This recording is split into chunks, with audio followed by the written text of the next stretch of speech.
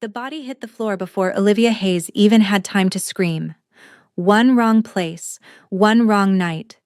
And suddenly, a black girl from Chicago was the prime suspect in a murder she didn't commit, in a city that didn't know her name, being pulled off the street by a man she'd never met, who looked her in the eye and said, "Be my wife. You have 365 days to fall in love with me, or I hand you to the wolves waiting outside." That was still hours away. If you love dark romance, powerful men, and love stories that cost everything, subscribe and hit that notification bell. You don't want to miss a single episode of this one.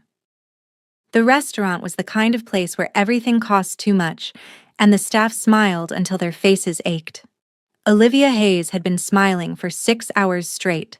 Her feet were screaming inside her heels. The last table in her section had finally signed their bill. A group of businessmen who'd ordered 4 bottles of Chateau Petrus and tipped like they hadn't. And the kitchen was winding down, the clatter softening into the quiet rhythm of a closing shift. She was already calculating the subway ride home, already thinking about the bowl of ramyeon she was going to make the moment she walked through her apartment door, when her manager tapped her on the shoulder. "Mr. Shin wants to see you upstairs." The smile stayed on her face through sheer muscle memory. Inside, something clenched. She knew what upstairs meant. She had known it for 4 months, ever since Park Jin-woo, regional manager, 47 years old, married, a framed photo of his children on the desk he used to summon her, had decided that Olivia Hayes was something he was owed. It had started as compliments. Then it was comments that lingered a beat too long, eyes that moved in ways that had nothing to do with her job performance. Then the office calls. Always near closing, always with the door shut and the excuse thin. Just wanted to go over next week's reservations. Just wanted to discuss your performance review. Always with that particular smile. Not warm, not professional, but possessive. The smile of a man practicing ownership. She had told herself every time that she was managing it, that she was handling it, that she could navigate this without losing the job she needed, in the city she had chosen, in the life she was trying to build from scratch 10,000 kilometers from everything familiar.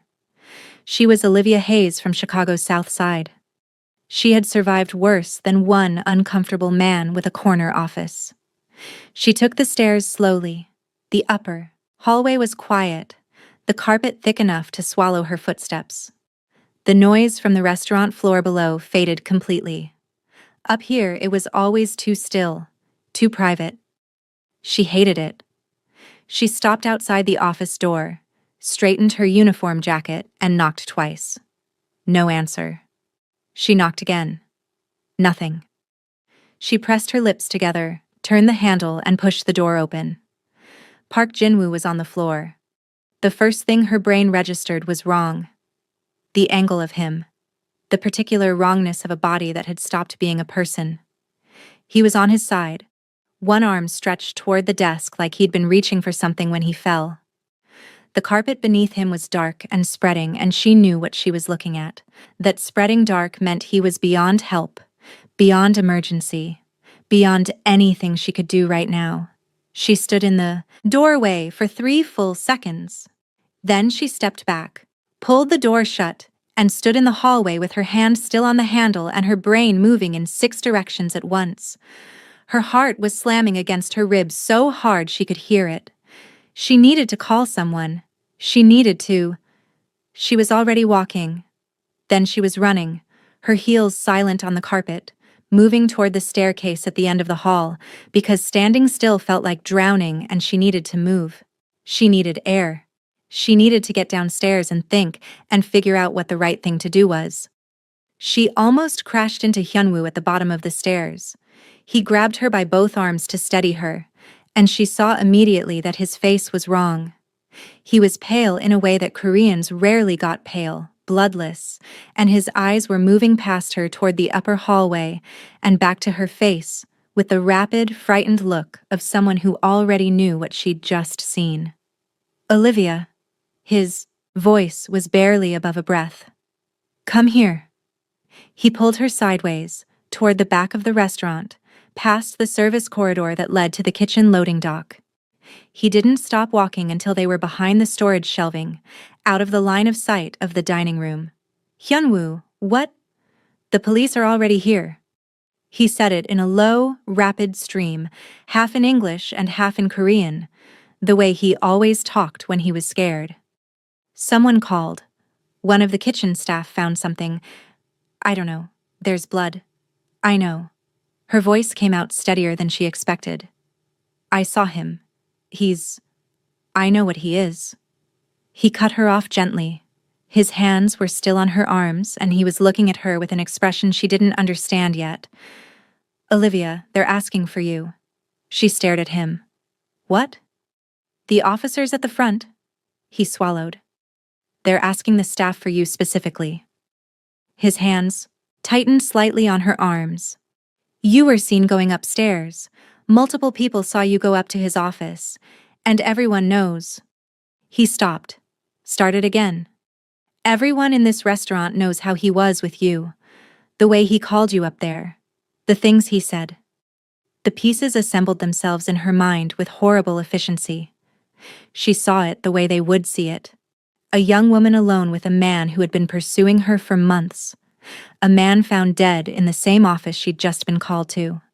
Her face, her fingerprints on the door handle, her heels on the carpet upstairs.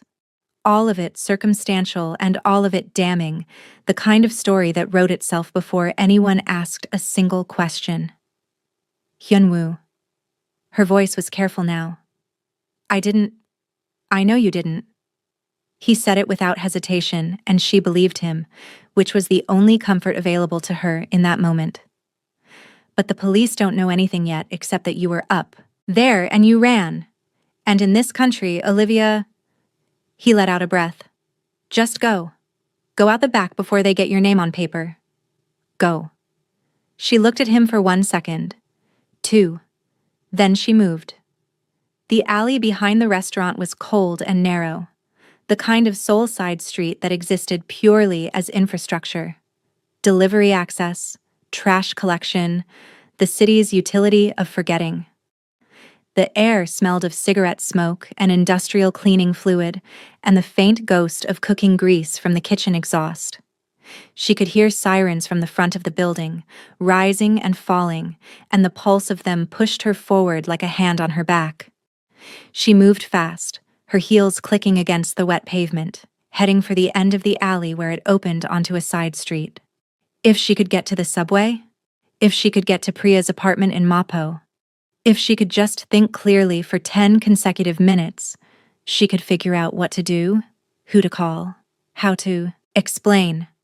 She was innocent. She had nothing to hide. She would just need to tell the truth calmly and clearly.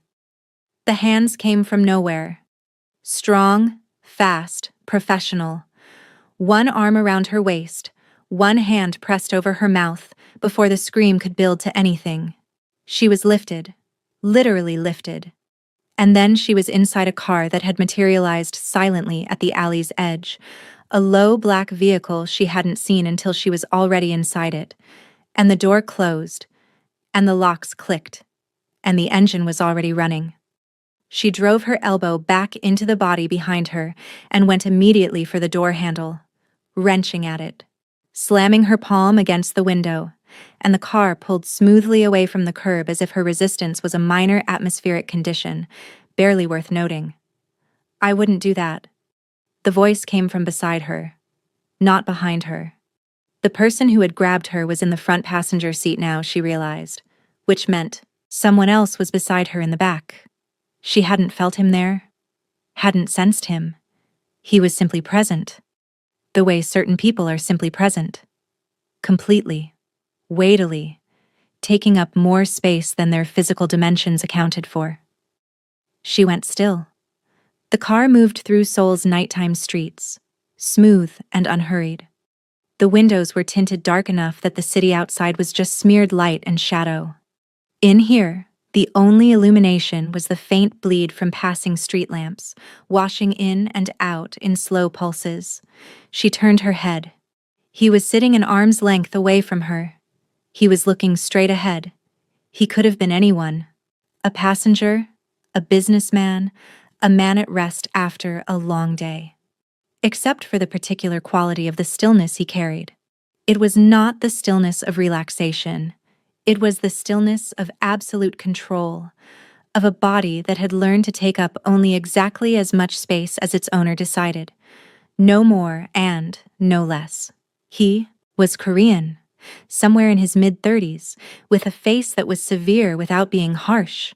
Sharp jaw, straight nose, the kind of bone structure that looked like it had been considered carefully before being finalized.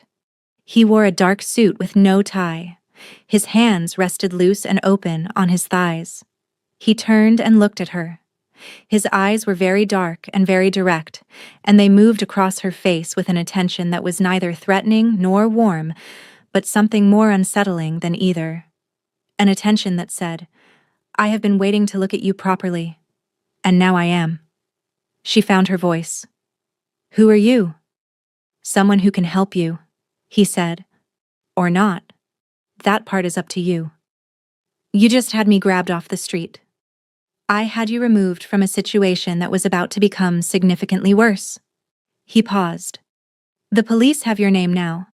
They have your image from the restaurant's entrance camera. Within the hour, they will have your address from your employment file." Another pause. "You are going to the subway, I assume. They will have people there shortly." Her stomach dropped. "How do you know that?" "Because I know how Detective Im Sung-ho works," he said. "He is efficient and he is not interested in complexity. He will take the simplest available narrative and build a case around it. And the simplest available narrative tonight is you." She stared at him. Her heartbeat was very loud in her own ears. "What do you want?" she said. He didn't answer immediately. The car turned onto a wider road, and for a moment a street lamp washed over his face. Clean light, no shadows. And she saw something in his expression that she couldn't immediately categorize. Not calculation. Something older than calculation. Something almost like recognition. Like a man looking at something he'd already decided existed long before he found it. "Your boss is dead," he said. "The police are building a case. A young woman alone with a man who spent months making it clear he wanted her. That's all they need." He looked at her steadily. "They don't need evidence when the story is already that clean." "I didn't kill him," she said, and her voice came out quiet and very certain. "I know," he said. The silence that followed was different from the silences before, loaded with something she couldn't yet name. "Then tell them that," she said. "If you know, it's not that simple." He turned to look at the city outside his window. "What I know and what I can say in a courtroom are not the same thing. What I can do, however, is make sure you never have to stand in one." She waited. He turned back to her. "Be my wife," he said. "Stay with me for 365 days. Let me try to make you love me in that time." His voice didn't change register. Same calm, same measured unhurriedness, as if he was discussing contract terms rather than the most surreal proposition she had ever received. "In return, the case against you disappears. The evidence develops problems.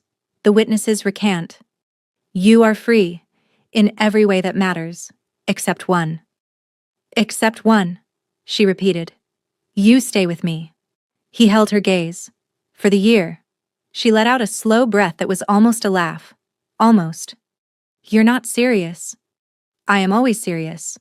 You want me to marry you, a man I just met, in a car I was thrown into."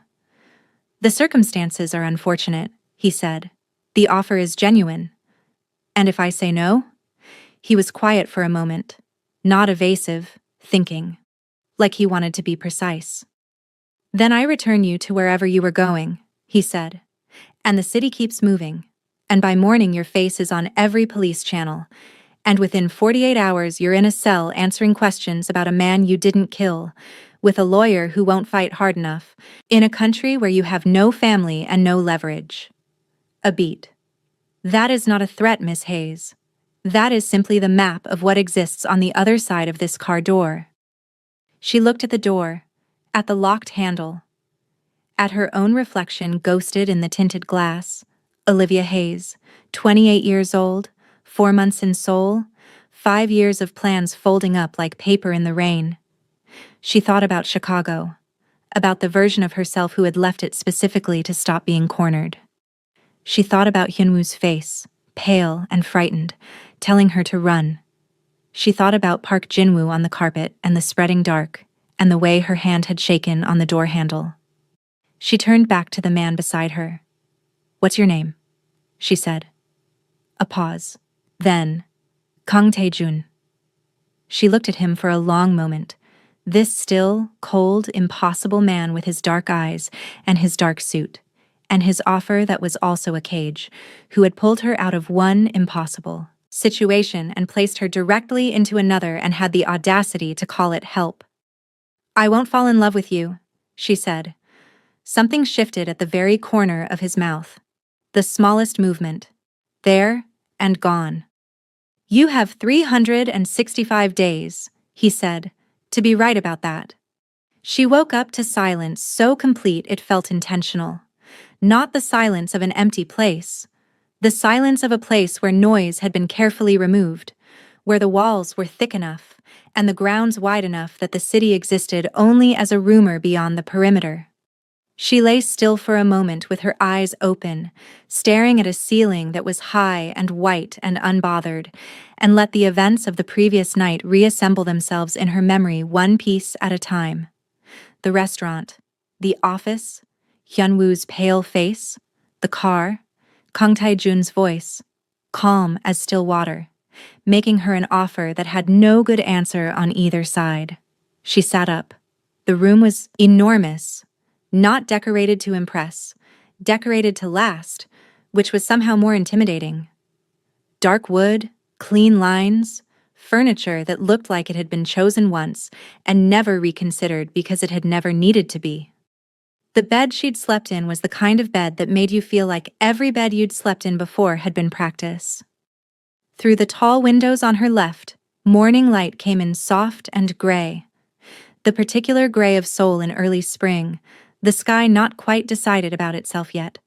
Her clothes from last night were folded on a chair near the window. Clean. Pressed. She picked up the blouse and turned it over in her hands, and the very fact of it, that someone had taken her things while she slept, laundered them, returned them without a word, sent a slow chill across her skin.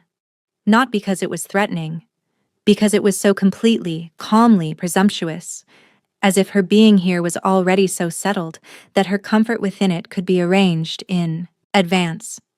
She dressed quickly, tried the door. It opened.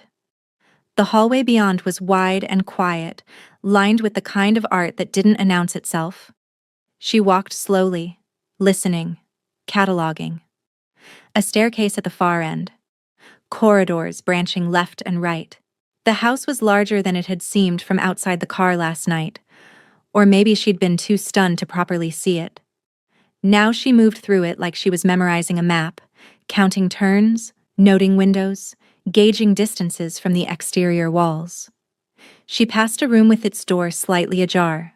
Through the gap, she saw a man sitting at a long table with 3 other men, all of them leaning over documents, talking in low, rapid Korean. None of them were Tae-jun. None of them looked up. She kept walking. At the bottom of the staircase, a woman appeared from a doorway to the right. Small, composed, somewhere in her mid-50s, with close-cropped hair and an expression that managed to be both warm and completely unreadable.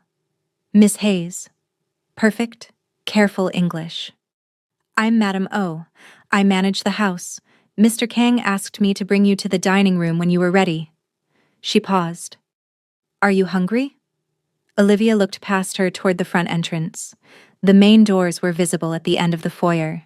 Heavy, dark wood, grand and closed. "Is that door locked?"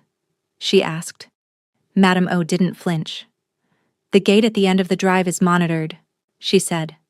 "And there are men on the grounds." She said it the way you'd state the weather. Factually, without apology. "Please come and eat. You've had a very difficult night." The dining room was bright, east-facing, with a table that sat 12 and was set this morning for 2. The food was already out. Rice, soup, small dishes arranged with the kind of care that came from habit rather than performance.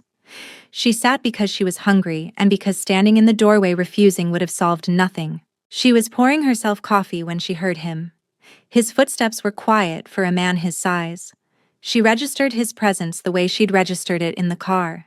Not through sound, but through some shift in the room's atmosphere, the air reorganizing itself around a new weight. He came in without announcement and sat across from her with the ease of someone who had sat in that chair every morning for years, which he probably had. He looked like he'd already been awake for hours. There was nothing disheveled about him, but there was something worked in about his alertness. The particular focus of a man who'd already dealt with 3 problems before she'd opened her eyes. He wore a dark shirt, no jacket, no tie. He poured his own coffee. "You explored the house," he said. "You were watching. The house has cameras." She held his gaze. "Of course it does." He looked back at her steadily and sipped his coffee and waited with the patience of someone who had decided long ago that most things resolve themselves if you gave them enough space. "I want to understand the terms," she said. "All right. 365 days. I stay here."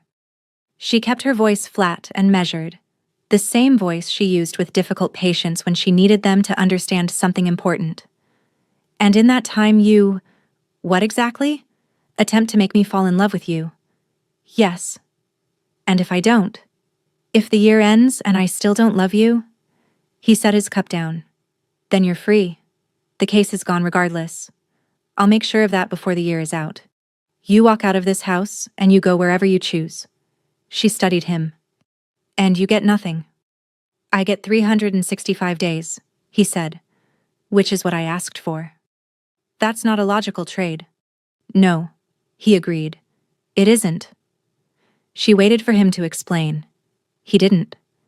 He picked up his coffee, again, and she had the distinct impression that for Kang Tae-jun, wanting something and being able to fully justify the wanting were 2 separate territories that had never been required to share a border.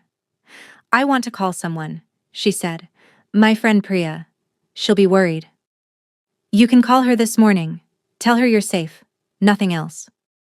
"You'll be listening?" "Yes." She absorbed this. "I want to go outside." "The grounds are open to you.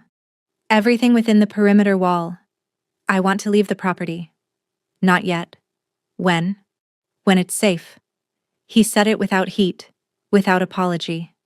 "Not when you decide it is. When it actually is." She leaned back in her chair and looked at him across the table. This man who spoke about her captivity with the same measured tone he probably used to discuss quarterly figures or geopolitical logistics, as if the fact of her having no choice in any of this was simply a condition of reality and not something he had engineered. "You're very comfortable with this," she said, "keeping someone against their will." Something moved in his expression. It wasn't quite discomfort. It was closer to acknowledgement. A flicker of something that recognized her point without conceding the decision. "I'm comfortable with doing what is necessary," he said. "Is that how you sleep at night?" "I sleep fine," he said. "I suspect you didn't." She hadn't. But she wasn't giving him that.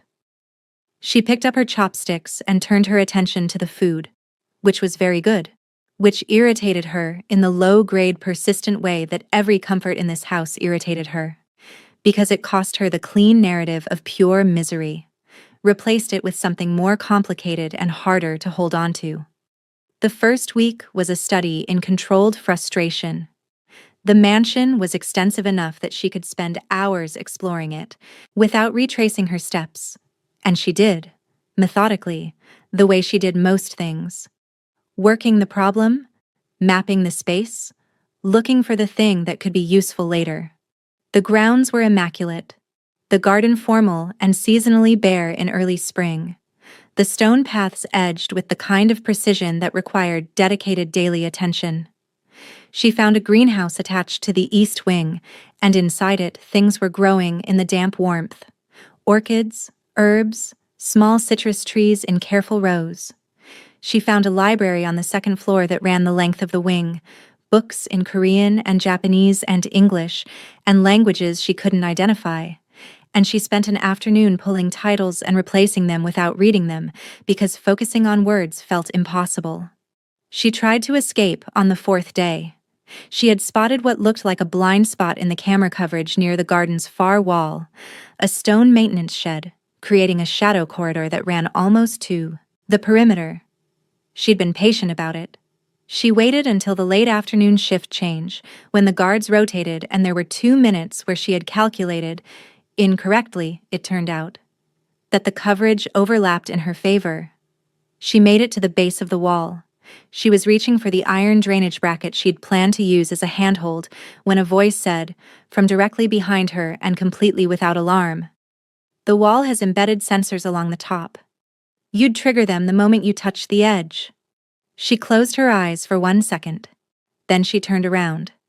Tae-jun was standing 5 feet away with his hands in his pockets, watching her with an expression that was not quite amusement but contained something in its vicinity. Something that might have been appreciation, if appreciation was something he allowed himself. "How long have you been behind me?" she asked. "Since the shed," he said. "You could have stopped me earlier. I wanted to see how far you'd get." He paused. "You were closer than most." She stared at him. "Most. You've done this before?" Something shifted in his expression then, and for the first time she saw something close to a reaction that wasn't chosen. A brief, flat darkness that came and went. "No," he said simply. "I haven't." She believed him, which bothered her more than if she hadn't. He walked her back inside without making her feel escorted, which was either a very refined version of control or the beginning of something else. She wasn't ready to decide which. The contradiction of him was what she kept tripping over. She observed him the way she'd been trained to observe customers. Systematically, without immediate judgment, gathering information before forming conclusions. And what she gathered, over the days that followed her failed escape, rearranged her original picture of him in ways she resented. He was, without question, ruthless. She learned that quickly. 3 times in the first 2 weeks she witnessed him dealing with men who had crossed him or his organization in some way, and the efficiency of his coldness was not theatrical. It was functional, the way a surgeon's detachment is functional, a tool rather than a performance. He did not raise his voice. He did not need to. The men who stood before him in those moments looked at him the way people look at something that has made them newly aware of their own fragility. But then there was the rest of it. The kitchen staff ate the same food that came out of the same kitchen that served his table. She had expected a hierarchy of meals. There was none. She watched him stop a meeting mid-sentence to take a call from what turned out to be the teenage son of one of his drivers. The boy had been picked up by police for a minor infraction, and Tae-jun spent 20 minutes on the phone sorting it out, quietly, without being asked, and then returned to the meeting and didn't mention it. She saw him walk through the garden one evening and stop to speak with the old man who maintained the orchids in the greenhouse. They talked for a long time. She watched from the library window, unable to hear the words, seeing only the old man's face, the comfort in it, the ease, and the way Tae-jun listened with his whole body, unhurried, as if he had all the time in the world and intended to spend some of it here, in this conversation, with this man. She saw him, on a night when she couldn't sleep, and had gone to the kitchen for water, standing at the island with a medical journal open in front of him, making notes in the margins in small, precise handwriting. He didn't notice her in the doorway. For 3 whole minutes she stood and watched Kang Tae-jun read, and in those 3 minutes he looked like an entirely different man. Not the composed authority of his public self. Something quieter. Something that had been put down for a moment when no one was supposed to be watching. She went back to bed and stared at the ceiling and told herself she was gathering information. That was all. The attack came on a Thursday night. She was in the library, nearly asleep in one of the reading chairs with a novel open on her chest, when the house changed. There was no dramatic signal, no explosion, no alarm. But the quality of sound shifted, the footsteps in the corridor outside becoming rapid and purposeful in a way that was distinctly different from the household's usual rhythms. Then she heard the distant crack of something that was unambiguously a gunshot. She was on her feet before she'd fully processed it. The library door opened and one of Taejun's men, she'd learned his name was Jinho, broad-shouldered and 20-something and usually stationed near the main entrance, was standing in the frame. "Miss Hayes." His English was limited but direct. "Please stay. Here. Don't move." He looked at her, making sure she understood. "Mr. Kang says do not leave this room." "What's happening?" "Stay." He pulled the door shut. She stood in the middle of the library and listened. What followed was approximately 25 minutes of controlled violence that she experienced entirely through sound, the crack and echo of firearms, the sound of vehicles, shouting in Korean, then a long stretch of silence that was worse than the noise, then more footsteps, these slower, the cadence of aftermath. She sat in the reading chair and did not move, and breathed very carefully through her nose, the way she had learned to. When the door finally opened again, it was Taejun himself. He had a cut along his left jaw. Small, clean, the kind made by something fast and close. His shirt was still intact, which she had apparently needed to check for, because she was looking at his chest before she had told herself to. He was otherwise unharmed. He looked at her in the chair. "You stayed," he said. "Your man was very insistent." He came into the room and poured himself a glass of water from the carafe on the side table, and she watched his hands. Steady, she noted. Completely steady, no tremor at all, and she added this to her accumulating file of observations about who he was. Then she saw it. Brief. Almost imperceptible. His free hand moved to his chest.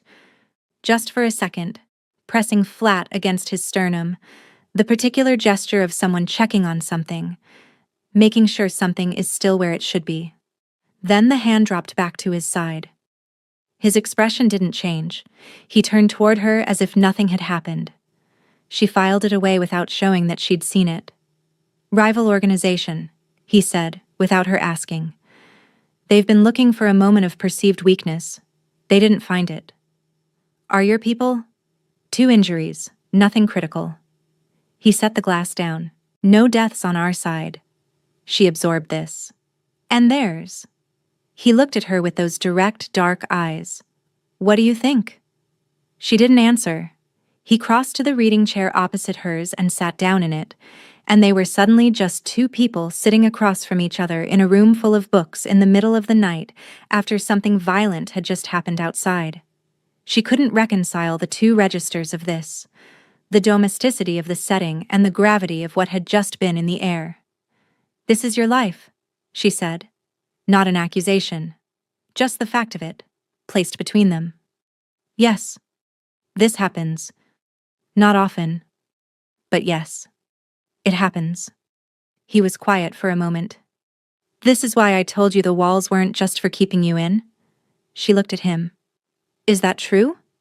Or is that just the convenient thing to say?" "Both," he said. "They keep you in. They also keep other things out." He held her gaze. "If you had been outside those walls tonight, unprotected, they would have taken you before I could have stopped it. Not because they know who you are, because they would have used anything in reach to hurt me." She sat with that. "They don't know about me yet?" she asked. "No." Something moved in his expression. "And I intend to keep it that way as long as possible. Which means keeping you here, where I can control what happens."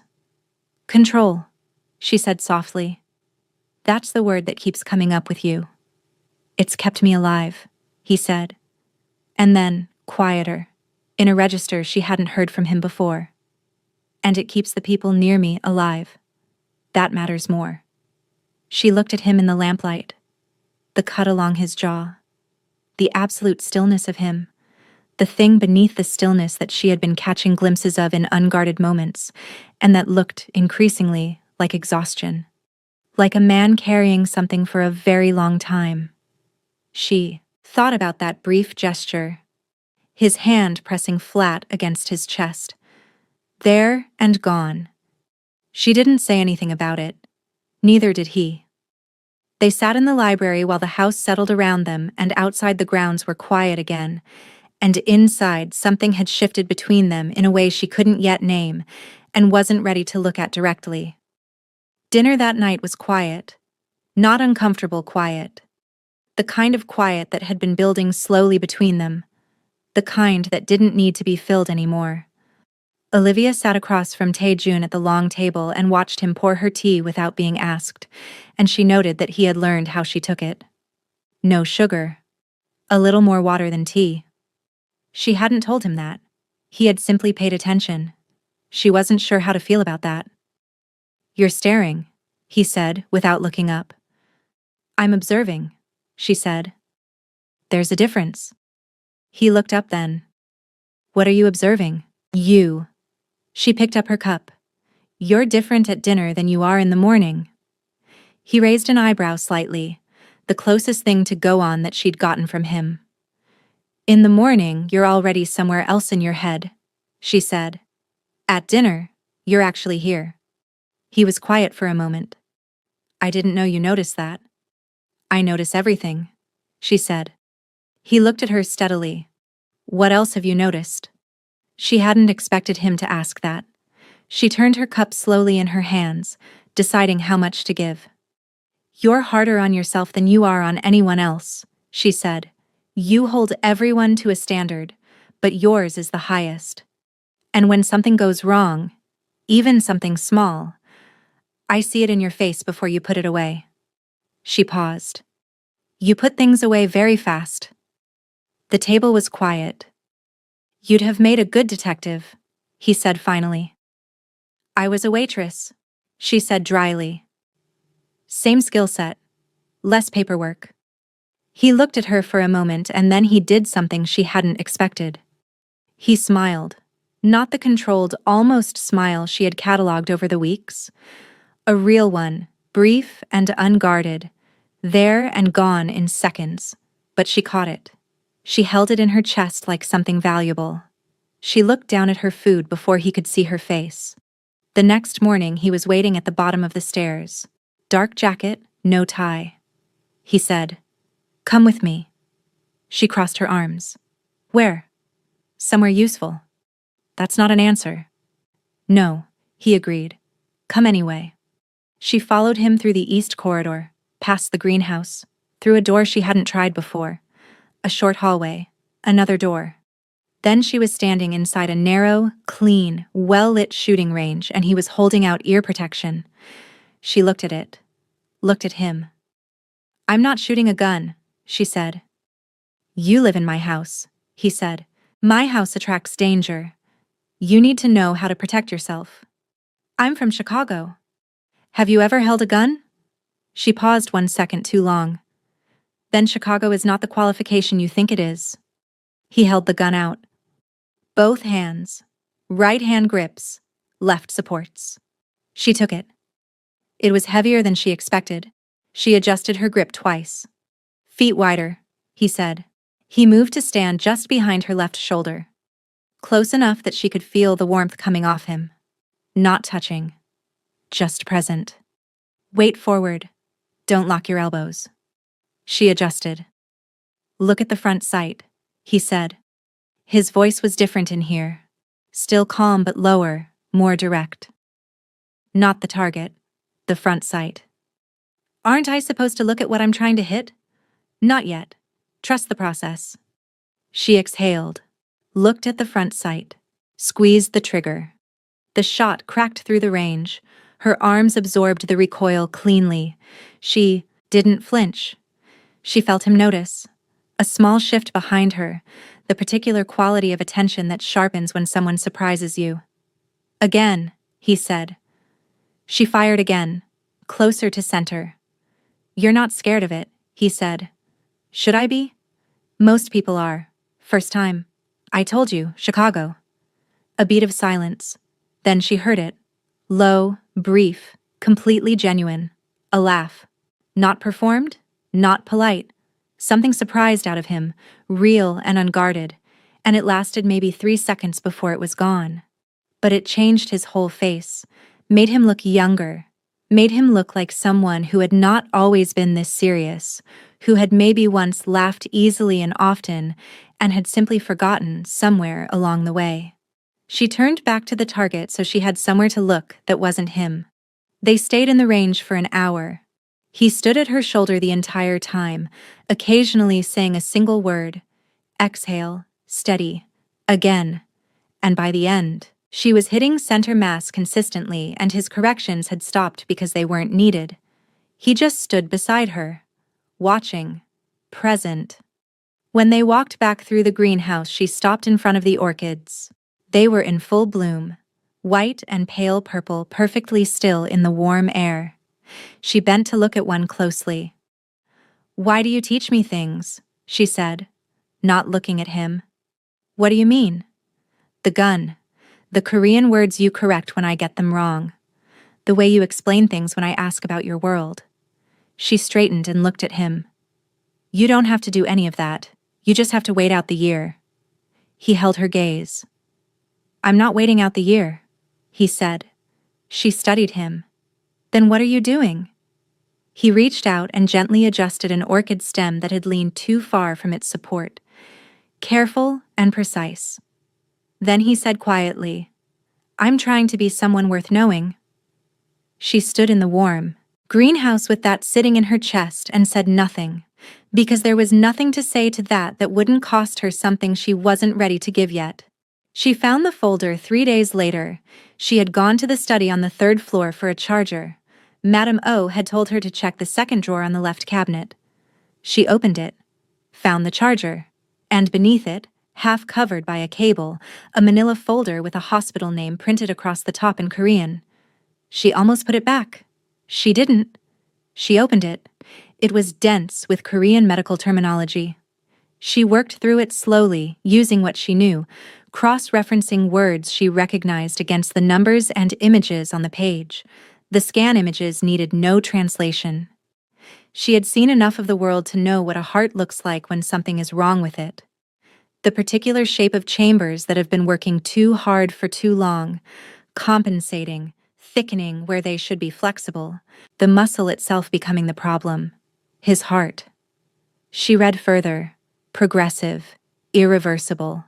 A condition that had been developing quietly for years, the kind that hid itself well in strong bodies, in men who were disciplined and controlled and never showed weakness, the kind that announced itself only when it had already gone too far. The treatment timeline, she checked the word twice, declined. She checked the prognosis. 11 to 14 months from the document date. She checked the date. 7 weeks ago. She sat down in the chair behind the desk and held the folder in both hands and did the math she already knew the answer to. He had less than a year. He had asked her for 365 days. She sat with the folder and let the whole shape of everything rearrange itself around this one fact. She thought about the tiredness she saw in him sometimes at the end of long days. Not the tiredness of a busy man, but something deeper, something that went further down. She thought about the medical journal she had seen him reading alone in the kitchen that one sleepless night, making notes in the margins in small, precise handwriting. She thought about his particular patience, never rushed, never dismissive of small moments, always completely present in a way she had found unusual for a man with his kind of power. He wasn't patient because he had all the time in the world. He was counting every single day. And then she thought about Thursday night. About his hand pressing flat against his chest in the aftermath of the attack. That brief, private gesture quickly dropped. She understood it now with a clarity that hit her like cold water. He hadn't been checking on something abstractly. He had been checking on his own heart, making sure it was still holding. She pressed her hand over her mouth. She sat in that chair for a long time. She put the folder back exactly as she had found it, placed the charger in her pocket, stood up, walked out of the study and into the hallway and pressed her back against the wall and tipped her head back and stared at the ceiling.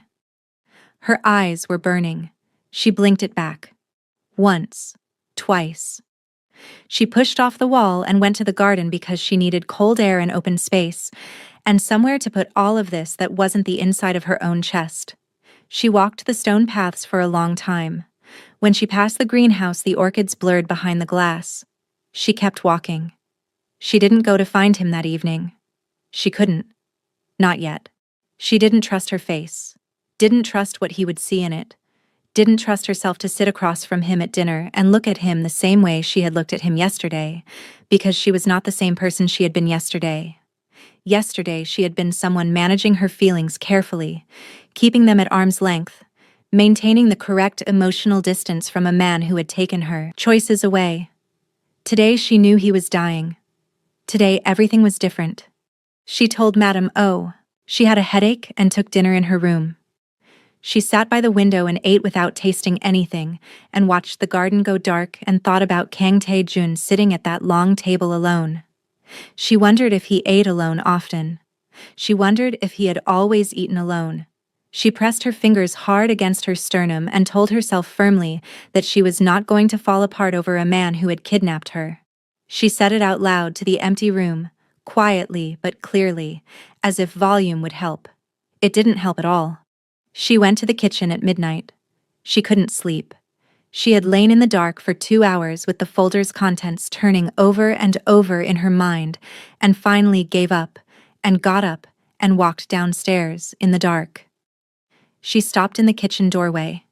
He was there, sitting at the island in the low light, a medical journal open in front of him, his reading glasses on, a pencil moving slowly across the margin of a page. He hadn't heard her. He was completely absorbed. Not the composed, controlled Tae-jun of the daylight hours, but something quieter. Something set down. His jacket was folded over the stool beside him. His shoulders were relaxed. The careful authority he wore during the day had simply been removed. The way you take off something heavy when you think no one is watching. She stood in the doorway and looked at him. She looked at the shadows under his eyes, the lines around his mouth that were deeper than they should be for a man his age, the slow, unhurried way he turned the page, the patience of someone who has stopped rushing because rushing no longer serves any purpose. Her chest ached so badly she had to press her hand against it. He looked up. He saw her. The composure moved back into his face immediately. She watched it happen, watched him put it on, but not fast enough. She had already seen, underneath it. Olivia. He took his glasses off. I didn't hear you come down. I know, she said. She walked into the kitchen. She sat down on the stool across the island from him. He looked at her, and she looked back at him, and the journal sat between them on the counter, closed now, his hand resting on top of it casually, like it was nothing, like he always sat alone at midnight reading. Can't sleep, he said. No, she said. Are you hungry? I can have... I'm fine. She looked at him. Are you okay? He looked slightly surprised by the question. Yes. You look tired. It was a long day. It's always a long day, she said quietly. He watched her carefully. There was something in his expression, a reading quality, like he was trying to understand what was different about her tonight. What had changed? She kept her face still. She was not going to tell him. Not yet. Not tonight. Do you do this often? She said. She nodded at the journal. He glanced at it. Sometimes. When I can't sleep. What are you reading? A small pause. His hand moved slightly on the cover of the journal. Just research, he said. Casual. Perfectly casual. Nothing important. She nodded slowly. Okay. She looked at his face. He looked back at hers. The kitchen was very quiet, and between them was the specific silence of two people who are both holding something back, and she wondered if he could feel it the way she could. The pressure of unspoken things, the weight of what was sitting just beneath the surface of this ordinary midnight conversation. "You should sleep," he said, finally, gently. "So should you," she said. He looked at her for a moment. Something moved in his expression, something soft, something almost helpless. The look of a man being seen more clearly than he intended to be. "Taejun," she said. She opened her mouth, closed it. She had almost said it, almost put the folder on the table between them and asked him directly. But she looked at his face, the careful composure, the tiredness underneath it, the way he had just casually closed that journal and rested his hand on it as if it was nothing. And she understood that he was protecting her from this. He had decided she didn't need to carry it. She felt a rush of feeling so strong it almost moved through her face. She swallowed it. "Nothing," she said. "Good night." She slid off the stool and walked toward the door. She had almost reached it when he said her name. "Olivia." She stopped, turned. He was looking at her across the kitchen with that focused, unguarded attention, the look she had first seen in the car and had been learning to read ever since. It was clearer now than it had ever been. No composure over the top of it. Just him, looking at her, in the low kitchen light. "Thank you," he said, "for staying." She looked at him for a long moment. "I'm not staying because I have to anymore," she said quietly. "I want you to know that." The kitchen was very still. She watched something move across his face that she had no word for. Not relief exactly.